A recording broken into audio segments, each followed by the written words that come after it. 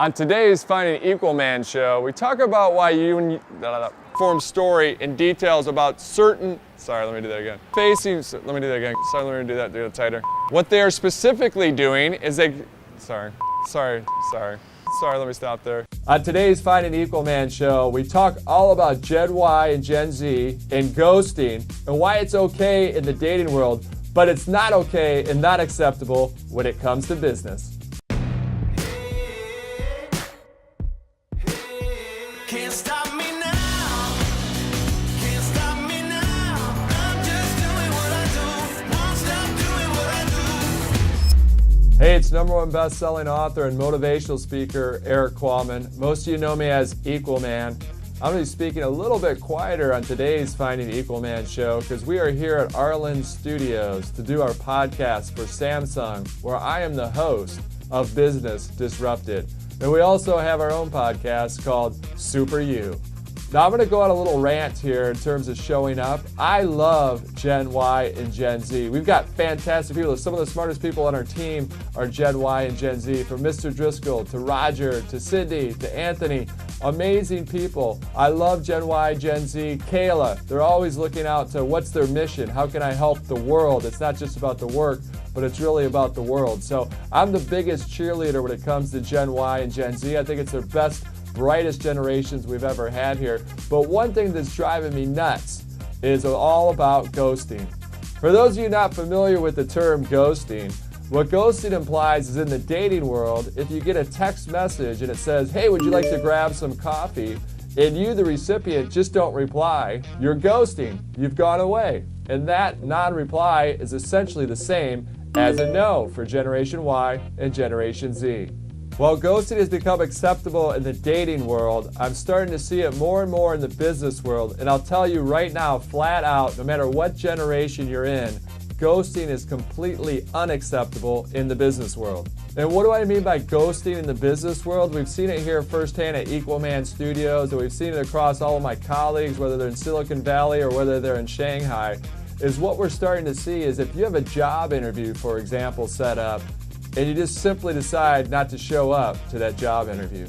There must be an epidemic of sick ants in car trouble, because I've got list and list of examples of getting texts or emails the day of an interview that their aunt is sick or they just got into car trouble. One of the stories at Equalman Studios that is fast becoming and growing into legend is all around Victoria 2.0. You see, we had an incredible employee named Victoria, and we're excited to bring on new employees like we constantly do here.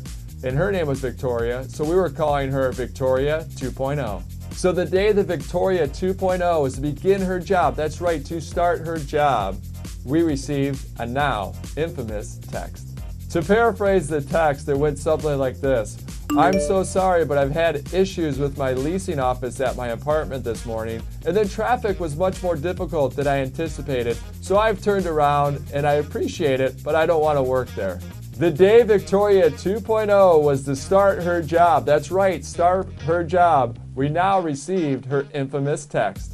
The reason I'm on my soapbox on this issue, this big rant right now, is just basically because you can do that ghosting in your personal life, that's fine, that's the world we live in, I get that. But it's really about business. Don't be the Victoria 2.0. Don't ghost. If you signed up for that interview, show up for the interview. Half of life is just showing up. It's going to put you ahead of the game. I think Generation Y, Generation Z are the greatest generations we have. That's why I'm getting on this soapbox today. Do not ghost in the business world. It's all about showing up, making it happen, being reliable, committing to something, and then following through on that commitment, even when you don't want to do it. That's what separates the good from the great. When the days that I don't want to be creative, that's what separates us from others. It's about showing up and doing that grind. Coach Izzo, my coach at Michigan State, it's all about, I want the grinders.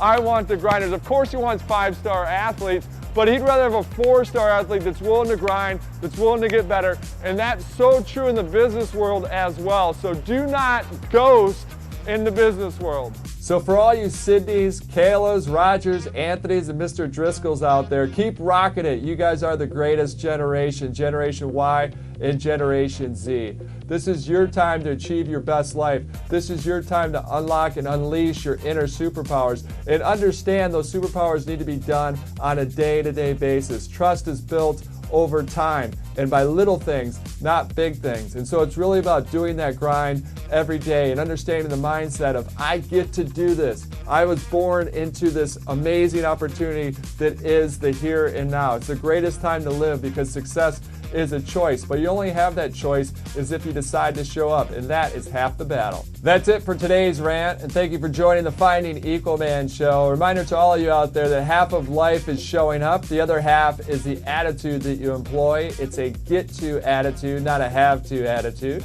And until next time, I hope you enjoy watching the show. Please feel free to subscribe, and remember, it's not what we take from the world, it's what we leave behind.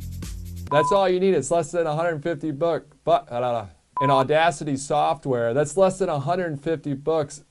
Don't say, let me do that again. Planning to fail. Failing to plan, sorry.